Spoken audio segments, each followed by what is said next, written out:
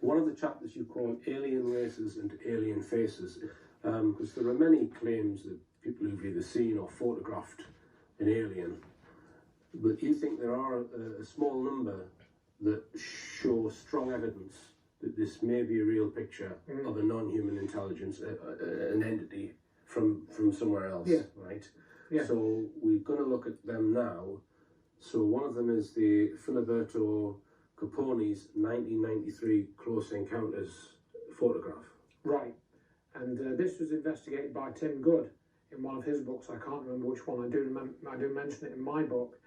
And again, it's one of those stories where you think there's something slightly odd about it, but you look at the pictures, and those pictures are quite odd. But the odd thing about the story is that this little creature, which I think was meant to have been about 3 feet high, and it does sort of very superficially look like a grey alien, very superficially, but its head and its body are a different shape. It's got kind of stubby arms and stubby legs, and it appears to have these pipes coming out of its body as if it's been hooked up to something to help it breathe or something like that. And it looks like it's injured. It looks like it's got some burn marks on its face or its head. And he claims that this creature, I think this took place in Italy in the early 90s. He claims that he came home from the city one day on his motorbike, and he heard this rustling or something, and he saw this, what looked like a sort of big plastic bag with this creature getting out of it, and he took a photograph then, and then it ran off into the bushes. But then it came back again about over, I think, 2 or 3 visits it had over the next week, and he photographed it again, and on the last day his grandmother saw it as well, and they were interviewed, and the photographs were taken away, and they were published in the Italian media, and he was interviewed, and as I say, Tim Good interviewed him, and you can read the rest of the story in the book. It's written about extensively in Tim Good's, I think it's Unearthly Disclosure. Yeah. And so, do go and read those accounts and see what you make of them. To me, I'm not putting my hand on my heart and saying, yeah, this is definitely a picture of a real alien.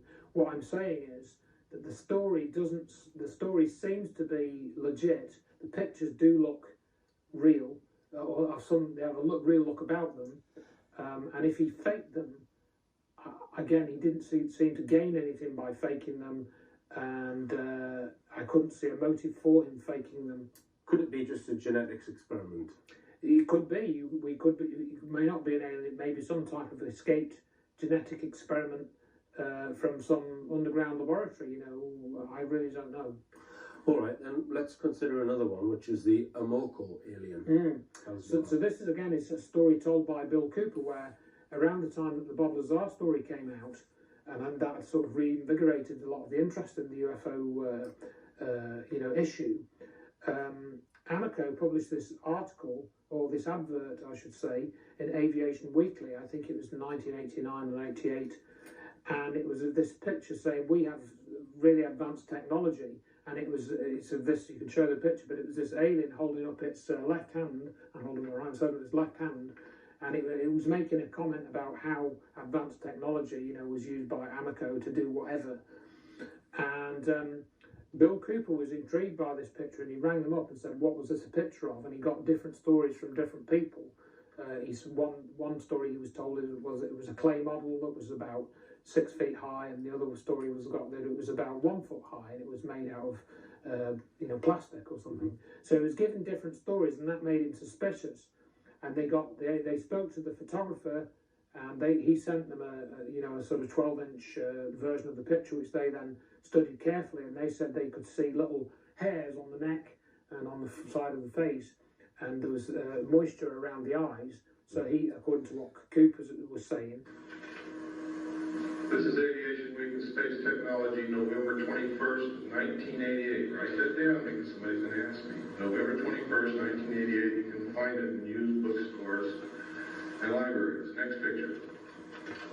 In which this ad appeared, talking about technology so advanced it will help answer some big questions. And on the facing page, what's there? This picture.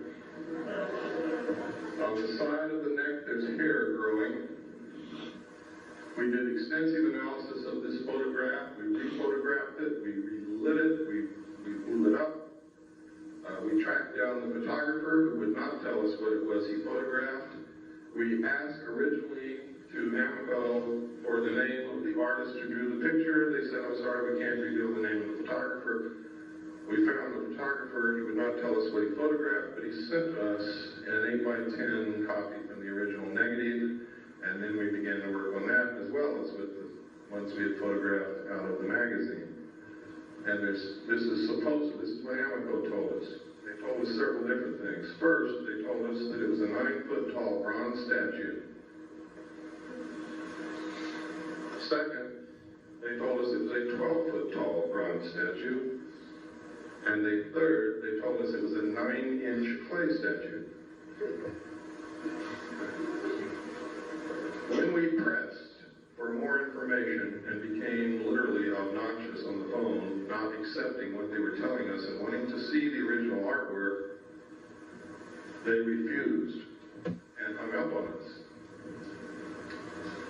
So, whereas I cannot say definitely that this is a live alien, I can tell you one thing, it is not a bronze statue. I can also tell you it's not a clay statue. And hair don't grow on the necks of statues. Next. You can see the moisture in the eye, the incredibly small detail in the texture of the skin and whatever this is, and in the eye. Look at the lip. You ever kissed anything like that before? I know a guy that did in the backseat of the Chevy.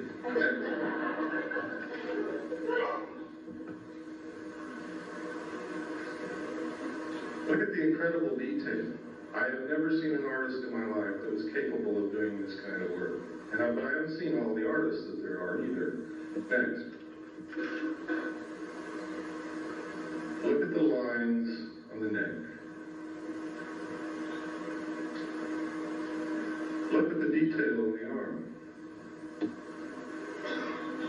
Next. Look at the hair on the neck. Can you see it? It's kind of hard to see, but it's there. That little fuzzy hair. Look at the lips. Look at the throat, the detail. The wrinkles. Next. Look at the moisture in the nostrils and tell me that's a bronze statue. Look at the moisture in the eyes. Look at the incredible detail in the folds of the eyes. Look at this bag under the eye.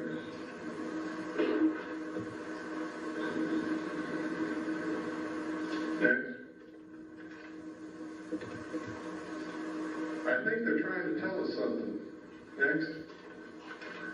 And so, you have to wonder, was this a kind of disclosure of a real picture that was put out into the press? I don't know, but I certainly, why I quote Cooper is I found that a good proportion of the information he's put out has been pretty reliable. I mean, we've played on your program before his account of 9/11 and him saying that they were going to blame Osama bin Laden for something 3 months before 9/11 happened. We've played that clip. So Cooper, to me, is sort of a fairly reliable source on the many topics that I've encountered him talking about. I think Dr. Rowney Kilder has that in front of one of her books, or talks about that. Oh, okay.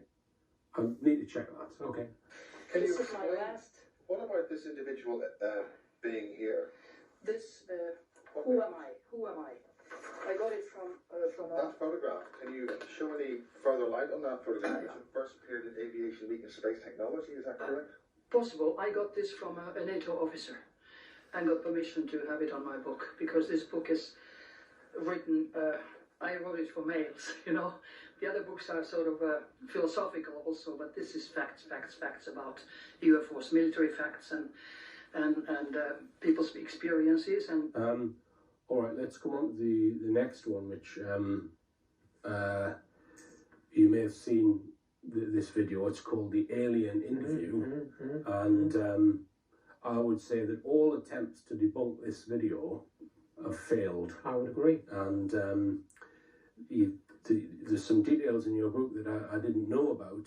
So what I'll do is, perhaps I'll play this video while we're talking about it, so we can put it on the screen. I featured this in one of my lectures years ago. Yes, so this came out in 1997, and Yes. it's allegedly from an underground base where they've got an extraterrestrial biological entity, that is their word, and it's being held at this underground military base, and this is a video of someone trying to communicate with this extraterrestrial, and what happens is, due to perhaps the conditions or the atmosphere that they're trying to contain this alien in, it starts to sort of convulse and has breathing problems. So 2 medics then come in.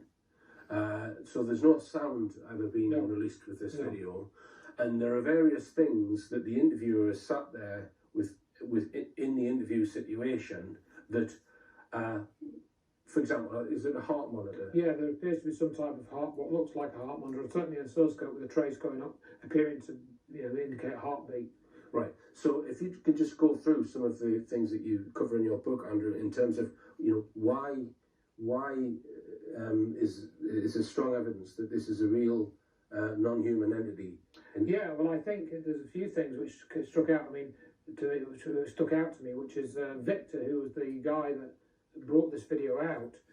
If you listen to his commentary, he sounds like a very intelligent and articulate person, and he actually says, he actually invites people to prove that this video is a fake. He says that. He says, come on, I want you to prove that this is fake. You should do this. It's important that you try and prove this a fake. And of course, people will just say it's a Hollywood puppet, end of, move on. And they did say that in the video that was made about this in 1997 by Rocket Pictures. But the actual video itself, what is it of? The video is of an alien coughing. If you're going to fake a video, it's not particularly an interesting thing to fake, is it? An alien coughing and leaning forward. And if you look, when the alien does start to suffer breathing difficulties, the medic comes in, as you said, and he shines a light into the eyes of the alien and around its mouth. And Victor, what he explains is going on is that they're looking for hemorrhaging around the mouth and the eyes. And so that to me is a plausible explanation. If this is having some type of physiological difficulty with our atmosphere, then yes, maybe it would have problems with breathing. Maybe it would cause hemorrhaging and some kind of bleeding through any blood vessels it might have. So that explanation struck me as plausible. It was Andrew Burlington who's done an analysis of the video. He has a pseudonym of Victor Nevada, and he picked up a few little details about, like, for example, there's actually another figure standing towards the right, and you can actually see, if you look carefully, the outline of this figure, and he's apparently observing the interview.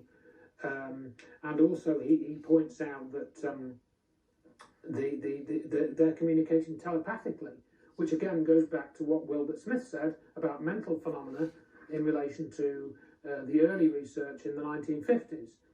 And so Victor, I think, does say that they're communicating telepathically with the beings, and other people have reported that as well. But he doesn't make a big thing about that. So I think that Victor, whoever he is, he doesn't overstate the case. He says, here's the video, this video is genuine. He's fairly, he sticks within certain bounds, that he knows that this was recorded at a certain place. He says how he came to get hold of it was they were transferring it to another archive, and he was able to make a copy of it. That sounds plausible. And so, again, he doesn't go beyond what the video shows, and he kind of wants people to understand that it's real, but he doesn't try and, overstate the case. And who is Andrew Burlington, Andrew? Andrew Burlington is a UFO researcher. He's based somewhere in the south of England. I have communicated with him a little bit on Facebook, and he's been in the local press a couple of times because he's had UFO sightings himself. And he spent quite a few months sort of going over the video frame by frame, and he published some quite lengthy YouTube videos. I think they're still on his channel. He's got a YouTube channel called the Alien Interview Channel. And again, if you watch these videos, they're quite long, but you can watch them at double speed and stuff. And I think he does make some good points. So let's list some of them. He says that eye sockets appear to change shape during coughing and examination by medics. The head moves in response to the medic's action. which, and there's several instances of that, which might not happen if it was just a puppet. Liquid appears to pour from the mouth and nose. The alien's reaction to the torch held by medics. Heart monitor changes in relation to the alien's condition and movement.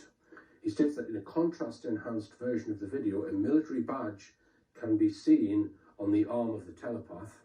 The arm of the medic goes over the alien's head several times, showing that if it was a puppet, it wasn't operated by strings from above. The medic picks up a wipe or a tissue, then puts this down and picks up something else, suggesting this was not rehearsed and did not involve actors. Military aide, who is seen in deep shadow in the right-hand side, can be seen talking to the telepath as the alien is struggling to breathe. Objects on the table suggest authenticity, as they would not be important in the nature of this video if it was a hoax, and there are no edits or cuts in the video. Burlington suggested that someone make a video to point out the flaws in the original video or his own analysis, but it appears no one has done this. Yeah, so in other words, I think he makes some valid points which, to my knowledge, haven't been refuted. So if you take the whole thing, I think that is what it's claimed to be.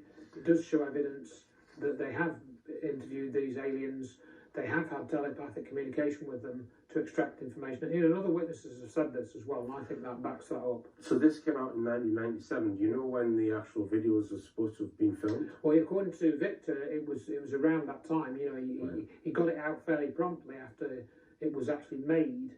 And I think it was filmed within, I think he says somewhere, if I remember what I've quoted in the book. So that video was filmed, I think, between 1995 and 1997. I don't think he knows the exact date. All right, so we come now on to actual physical evidence of a possible alien, which is the Lloyd Pye Star Child skull evidence. And viewers can watch the previous show. We have gone into it in a little bit of detail in a few previous Rich Planet shows, and as you describe in the book, that you've had to spend, you've spent so many pages actually explaining what the Star Child skull is and when it was discovered and the tests that have been done on it, but you've had to spend twice as long on explaining how it's all been disinformed upon or covered up. Right. Right? Like, you think there's been a concerted effort to try and debunk the skull. Yes, and that actually took place after the death of Lloyd Pye. You know, so he was there for 14 years, putting out that research and developing it the best he could. So, and then immediately, almost immediately, within a year after he died, the woman that owned it, Melanie Young, that still owns it, published a report debunking the whole thing after 14 years. So this was a skull that was discovered in a cave in the 1920s? 1930s. It was 1930 in the Chihuahua area of Mexico. So it's a real bone skull, no one refutes that. Right. And it came into the possession, or Lloyd Pye was loaned the skull because he's interested in human origins to try and explain, because it had unusual characteristics. Correct. It didn't look like a normal human being.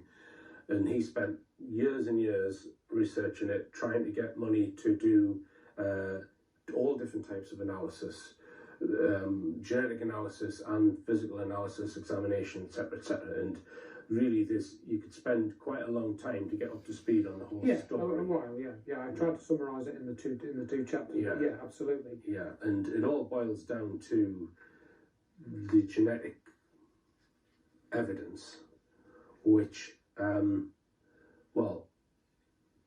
if the genetic report that Lloyd Pye spoke about, which goes into the FOXP2 gene, for example, right?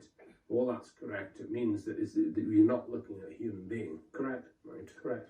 But that was debunked by this scientist fairly recently, or in a report that was produced, but where they didn't actually discuss nuclear DNA. No, correct. So I go into that in the book, that they missed out the nuclear DNA, and they basically tried to just rubbish the previous 14 years of research, and they ignored the physical anomalies. So you wouldn't refute that some of the mitochondrial DNA is consistent with our DNA? Some of it is, yes, yeah.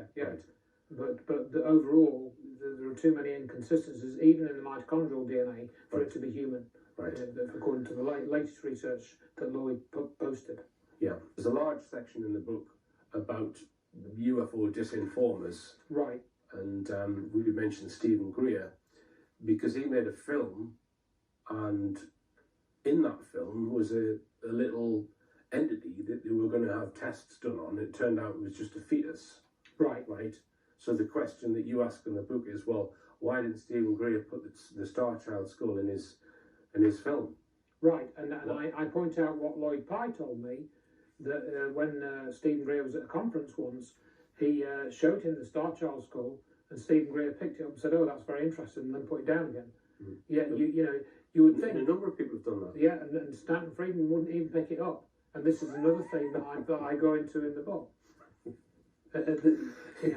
The Star Child to me is some of the most compelling physical evidence of some type of alien life form having visited the Earth 900 years ago. That's what all the tests on it have suggested. Yes. Carbon dated twice, Right, yes. So you'd think that the UFO research community would be crowdfunding it to the hilt and all this, that and the rest of it. No, that's not what Lloyd Pye experienced. Yeah.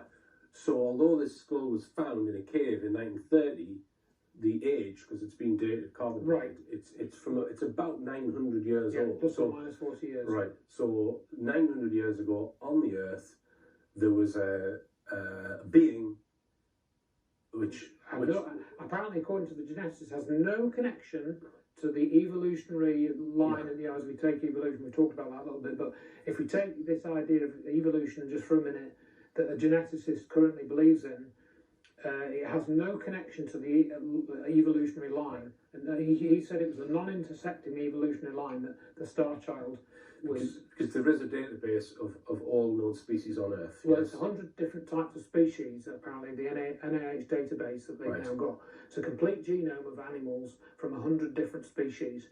And then, of course, you've got a sort of baseline of all the DNA from all the animal life forms on Earth, that you can work with. And the Star Child didn't fit in there at all. Not as much as it should have, based on the similarity of, say, chimpanzees or other humanoid beings. Right.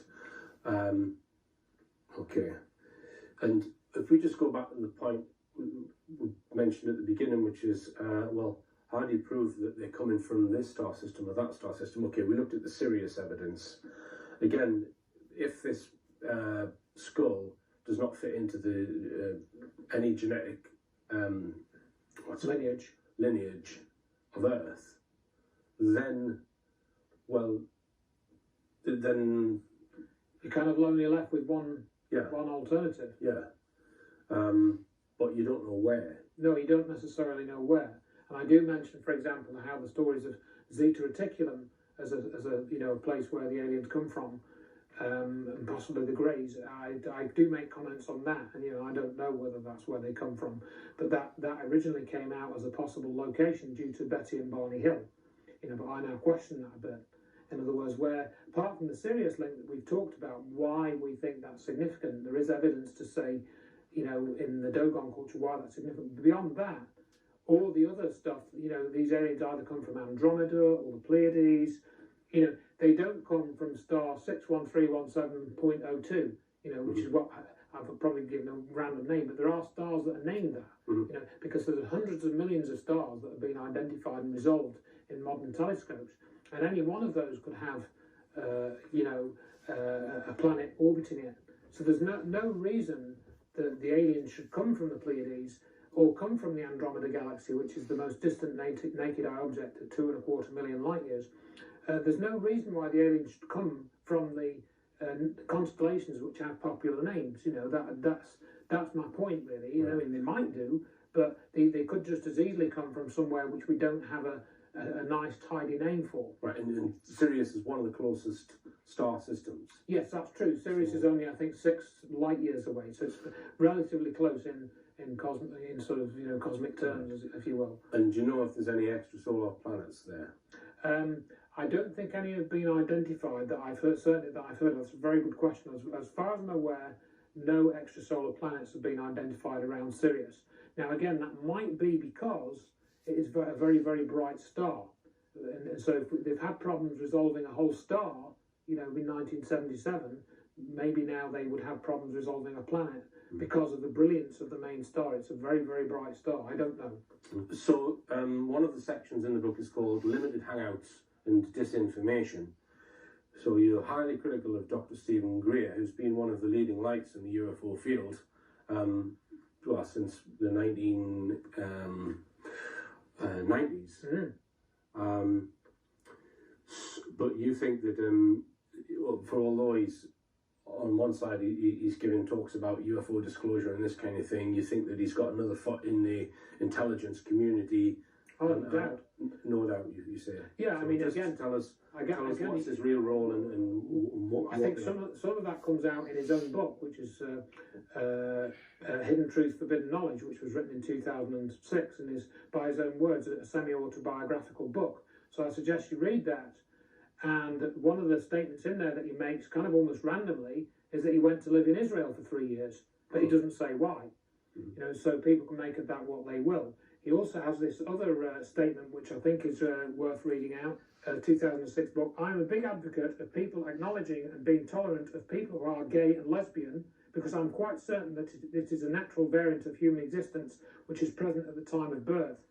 The kind of wholesale bigotry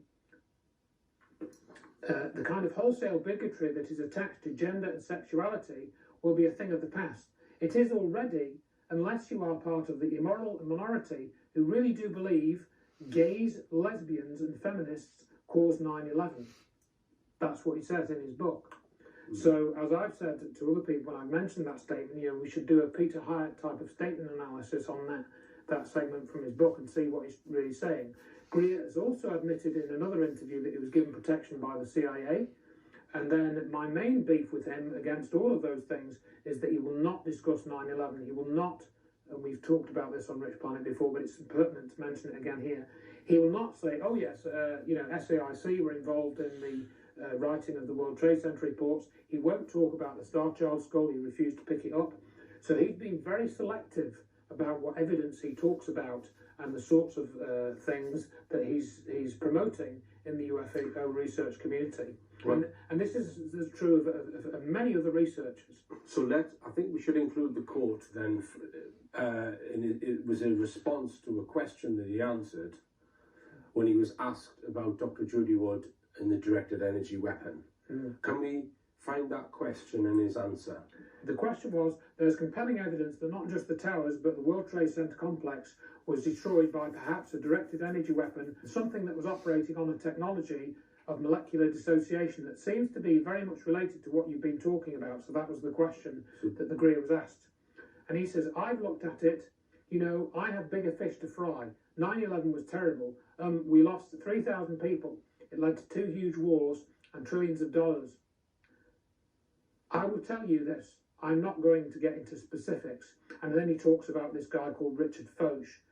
And then he goes into about false flags and how you go in and if you're creating an emergent. Yeah, and then he comes back to the directed energy claim at the end of his answer. He did, and he says, but I've known what you just asked about since it happened. That's what he says at the end of answering this question. My whole security team lit up like you wouldn't believe when that happened. So I've known what you've talked about since it happened. So we imply from that he knows that it was a directed energy weapon since it happened. Yeah, but he's never spoken about it in any of his talks. Right. So if anyone can enlighten us on what Stephen Greer is talking about, what did he know when it happened about directed energy weapons, and why didn't he speak about it? Yeah, because surely he's been talking about free energy, And the same can be said, I mentioned Steve Bassett. He won't talk about 9/11. He mentions, Architects and Engineers Group. And Nick Pope, he goes to all these conferences. He thinks that Al-Qaeda did 9/11, So my point in the book is that if you look at the UFO researchers, they should, and even Stanton Friedman, for example, I gave him a copy of Where Did the Towers Go? I wrote to him a year after I'd given him that copy and says, have you read it? No reply. I wrote to him about the Peruvian mummy case, and I got a reply within 10 minutes about that. Sadly, Stanton Friedman's no longer with us, and I did like the guy, but again, it was illustrative of certain researchers being reluctant to talk about the technological aspects of what I think has come out of the UFO secrecy. Mm-hmm. If we consider what we discussed in the previous programme, that it looks like Israel has far too much influence over the United States and what it does in its foreign policy and with its weapons, and that Israeli interests may have been operating in 9/11. So the cover-up of UFOs and this technology, what's Israel's involvement, do you think? Well, yeah, we can only guess. It's not something that comes up in ufology very much. And the only statement really that stood out to me that I've already read out was the Stephen Greer statement about him going to live in Israel for 3 years, or going to stay in Israel for 3 years. Mm-hmm. So that is very interesting. And you know, again, we don't have any information about what that might mean. So does Israeli intelligence operate within the UFO community? I don't know. I haven't gone to look for evidence of that, nor have I been shown any specific evidence. But we have to, consider that there may be some influence going on behind the scenes to divert people away from certain areas of research, and then who's doing the diverting, And perhaps we just finish with a word about disclosure, because really that's what's the word I'm looking for? It's a flawed term, really. Asking for disclosure, say, the US government for disclosure about UFOs is like asking the mafia to disclose all the details of their previous crimes. That's a good analogy, yeah, very good analogy. So you actually speak to the reader in your book and you say that, well, it's not disclosure that you should seek. So tell me. Yeah, so, I'd just say towards the end that it's discovery. You can discover things for yourself by looking in the nooks and crannies for the evidence and coming to your own conclusion. And you shouldn't really seek any kind of official recognition that your conclusions are valid, because you're not going to get it. You've got to be happy with that in yourself and find the truth for yourself. That's, I suppose, what I came to the conclusion about. And once I found out what happened on 9/11, I kind of realised over time that there wasn't going to be any official disclosure, because, as you said, it would involve too many criminals having to confess to their crimes openly in public, and that ain't going to happen with things as with things as they are at the moment. It's a good point to finish on. Discovery, not disclosure. Believe none of what you hear and only half of what you see. I'm Richard D. Hall. Good night.